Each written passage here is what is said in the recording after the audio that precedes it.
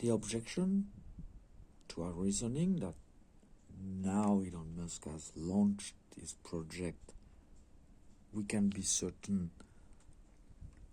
the thunder emitted from this city where we work on all this for weeks and years was linked, entangled with our conversation with Elon Musk last night and today. So if a message has been sent to space from the atmosphere, which is our social object, psychosocial object, if we remember, we drive all week, the weather is fine, and then on the weekend the cloud is not feed anymore and it rains on Monday or Sunday on Monday. It's a social cycle, and when a storm with thunder appears, if you're alone in nature, you can always think it's nature or God or whatever you want. And inside the city, God also intervenes, and we explain to us there is no God, so it's only a manifestation of a physical phenomenon, which this time we mapped properly to an event in the world, in the social world, and in the physical world. This reality of the physical world attached to this enterprise and the success of this enterprise is mirrored in a distant future. Now that it has been created, it is necessarily born to be alive for a century, 2 centuries or more, like many great industrial adventures, and we don't see any catastrophe that could even 10 landers crashing in a row on Mars wouldn't discourage Elon Musk. That man wants his city on Mars, and it's perfectly reasonable to follow him, because we have in this adventure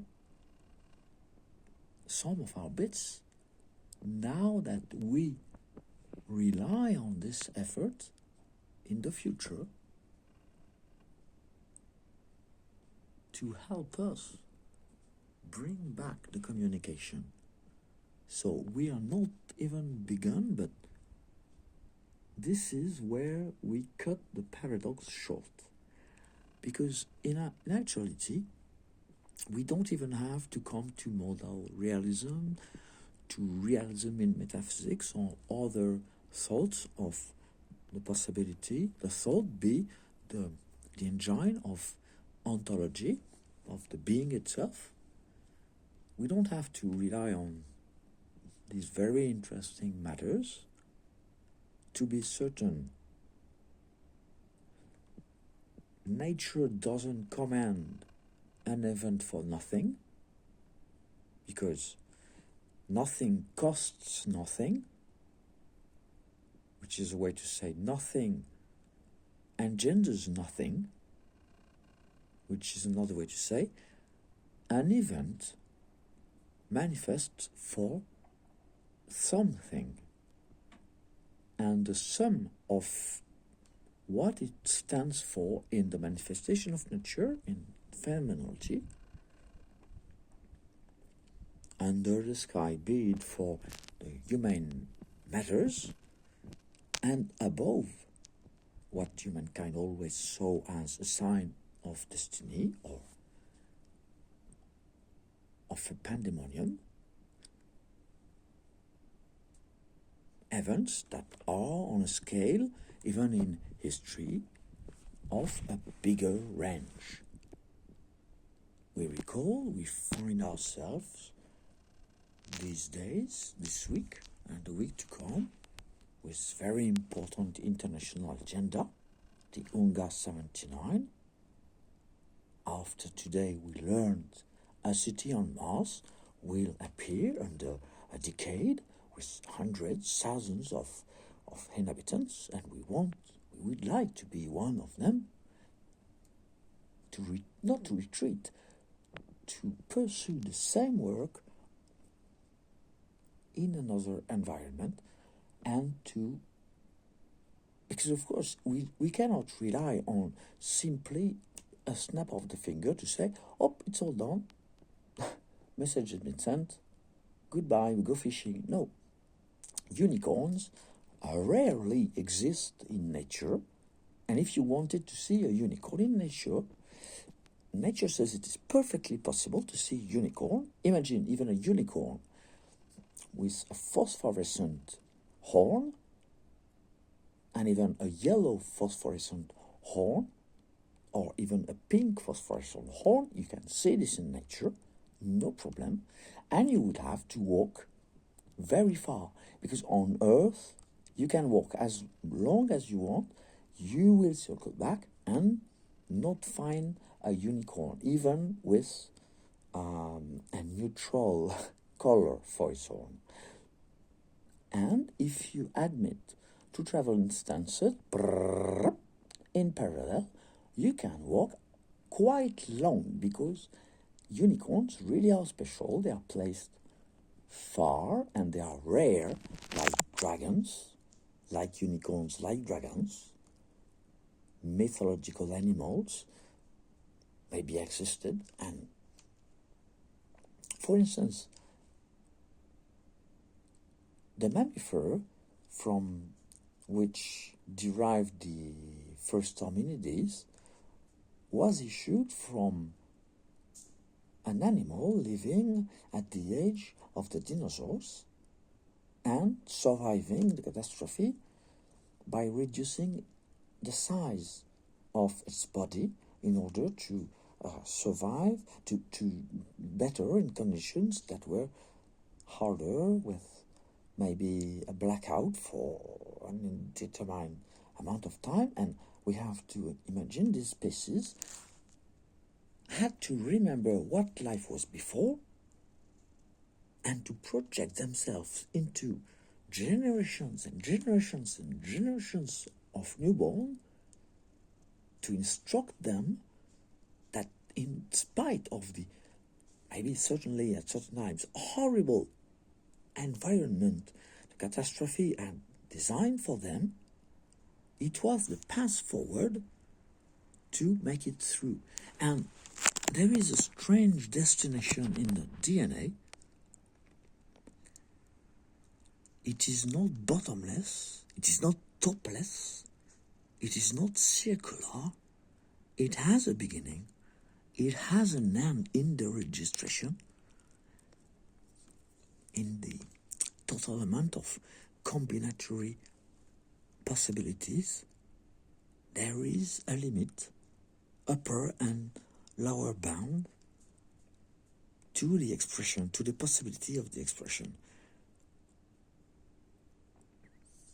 We find it interesting when the topography of space-time after Einstein has to be about the same topography. We just lost the idea. You would read back, and if you would listen back and complete if you need it.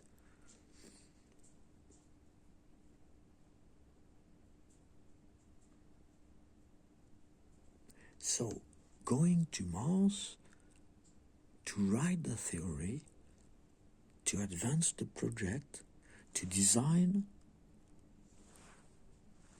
one solution, two solutions, an array of proposals, to ponder, to test, to design experiments, to design quantum functions at the heart of the engine of this vehicle, and so on and so on. And it is a task for an engineer, to an engineer, and a theorist is required, and a theorist, an analyst, a therapist, a clinician, a philosopher, a musician, a poet, a writer, a diplomat,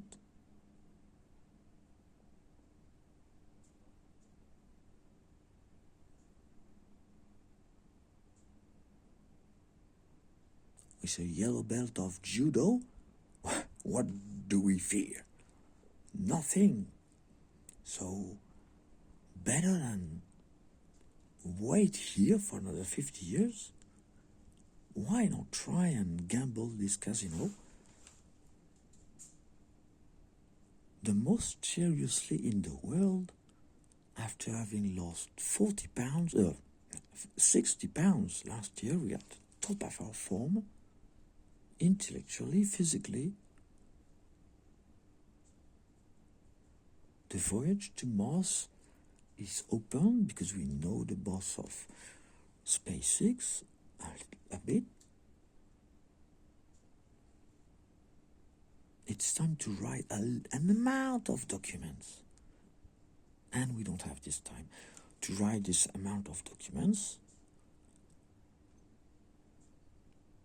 Action requires virtually no writing, no saying anything, silence, and our estimated wellness would be to favor some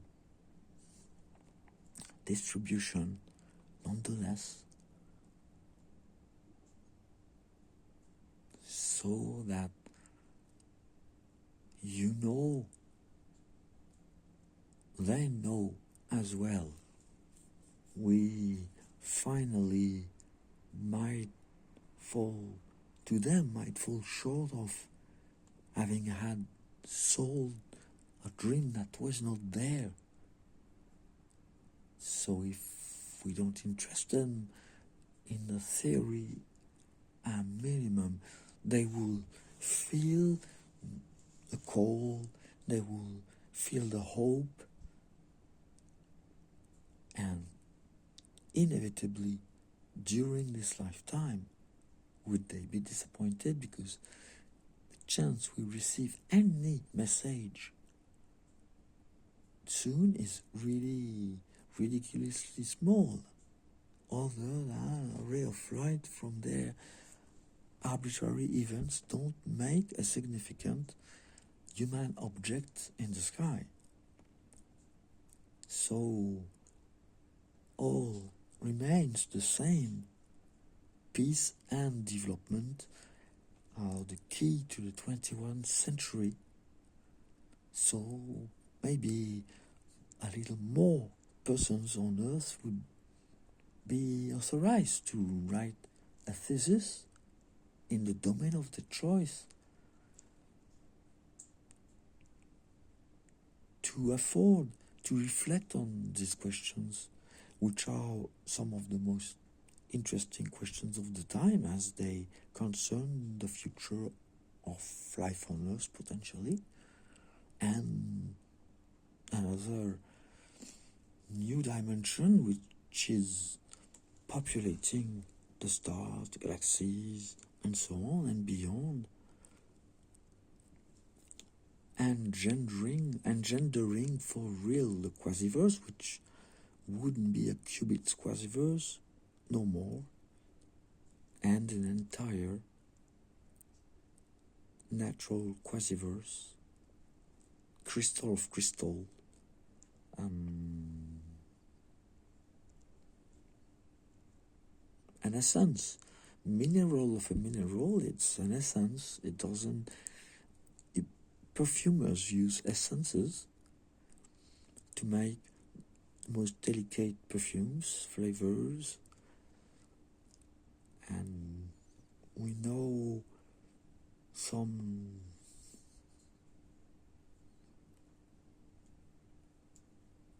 energies of particles can be charmed or so behave in really strange ways. Maybe a dream, maybe a whisper, only this, maybe a nail like this, the bulb of her hair,